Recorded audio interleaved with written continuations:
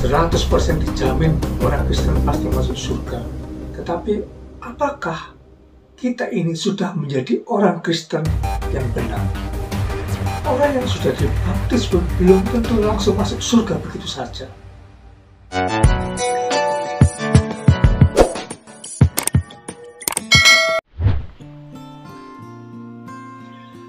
Apakah orang Kristen pasti masuk surga? Ini suatu pertanyaan yang sangat mendasar bagi orang Kristen. Dan pertanyaan ini sangat wajar karena bagaimanapun surga ini merupakan semacam pendorong dan juga tujuan hidup manusia. Maka kembali ke pertanyaan, apakah orang Kristen pasti masuk surga? Jawabannya jelas, ya, pasti masuk surga. 100% dijamin orang Kristen pasti masuk surga. Karena ini merupakan bagian dari iman Kristen. Nah, yang menjadi permasalahan di sini adalah, ya ini yang harus kita perhatikan. Orang Kristen pasti masuk surga, tetapi apakah kita ini sudah menjadi orang Kristen yang benar? Karena banyak orang yang mengaku dirinya Kristen, tapi pada kenyataannya dalam perilaku, dalam praktek hidupnya sehari-hari, ini sama sekali jauh dari apa yang dikatakan sebagai pengikut Kristus. Bisa saja orang menganggap dirinya Kristen karena dia merasa sudah rajin ke gereja tiap minggu, kemudian mengikuti acara-acara gereja yang lainnya, memberi sumbangan, persepuluhan, kolektor, kemudian juga memenuhi kewajiban administratif gereja. Ya, ini sama sekali tidak cukup sampai di situ. Bahkan yang harus kita camkan juga, orang yang sudah dibaptis pun belum tentu langsung masuk surga begitu saja. Karena harus kita pahami di sini, harus kita mengerti benar-benar bahwa baptisan itu merupakan sakramen inisiasi. Secara harafiah, tanda diterimanya seseorang menjadi warga gereja. Kemudian secara teologis, sakramen pembaptisan itu sebagai tanda sarana awal kehadiran Allah yang menyelamatkan manusia. Jadi singkatnya, kalau orang sudah baptis itu baru sampai pada pintu masuk hidup berahmat. Ini yang benar-benar harus kita perhatikan. Masalahnya gini, pada kenyataannya banyak orang yang mempunyai pengertian yang salah.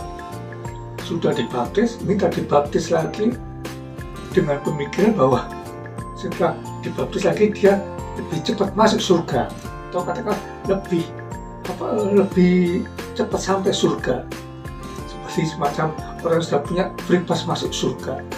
Ini yang sangat-sangat salah. Dan masalahnya lagi, ada gereja yang mempraktekkan seperti ini. Gereja mengadakan baptisan ulang, katanya demi keselamatan jemaatnya, umatnya. Nah, ini terus terang menjadi semacam suatu keprihatinan bagi kita. Ada pengertian yang salah dan ada gereja yang melestarikan kesalahan itu. Jadi bukan itu, saudara. Ini bisa kita lihat apa yang ada dalam Injil Matius bab 7 21 itu jelas sekali. Yesus mengatakan sendiri, bukan setiap orang yang berseru kepadaku Tuhan, Tuhan akan masuk kerajaan surga, tetapi dia yang melaksanakan kehendak Bapa-Ku yang di surga. Itulah mereka yang masuk surga itu. Ini perlu kita tegaskan sekali lagi.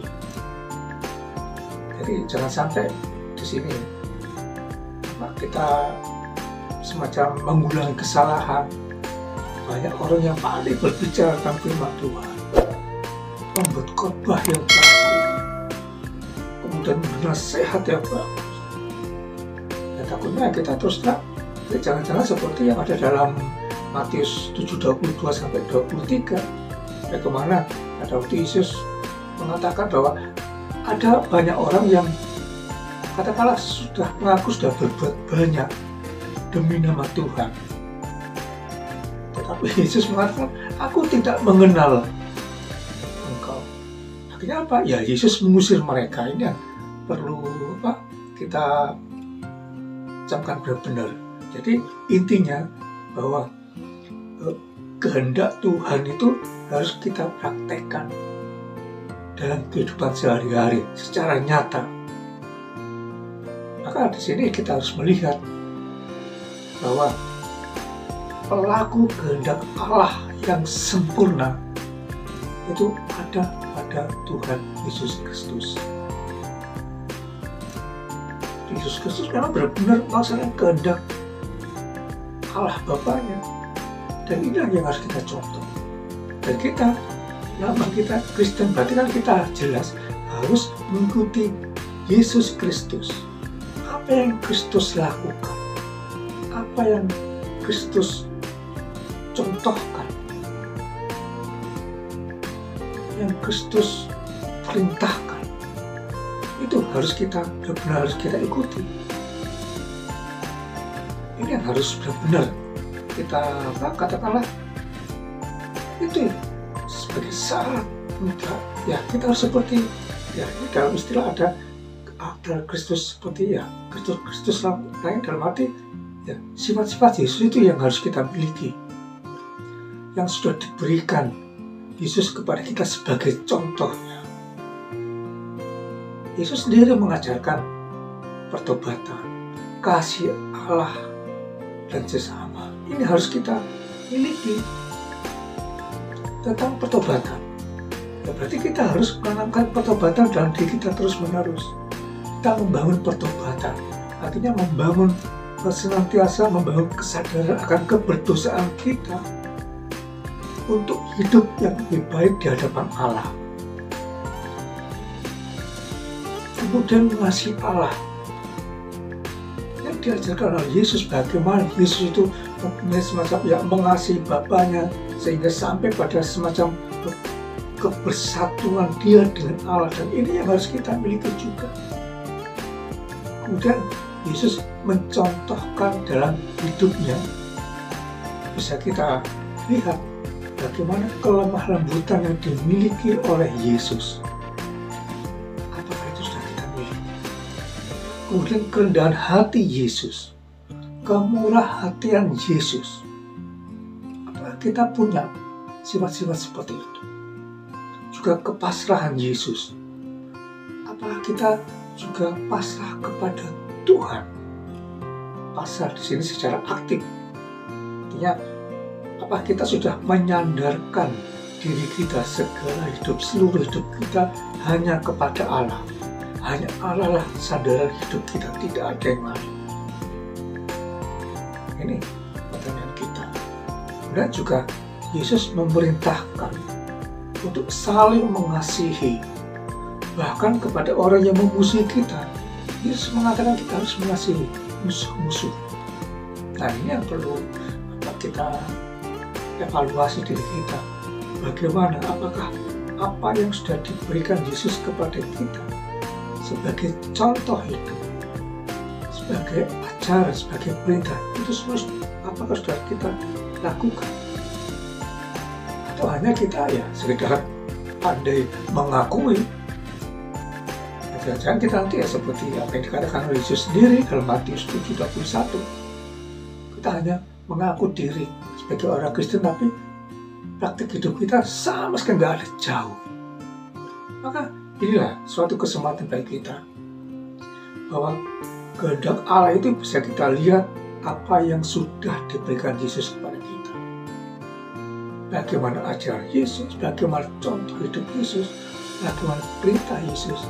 Itulah yang harus kita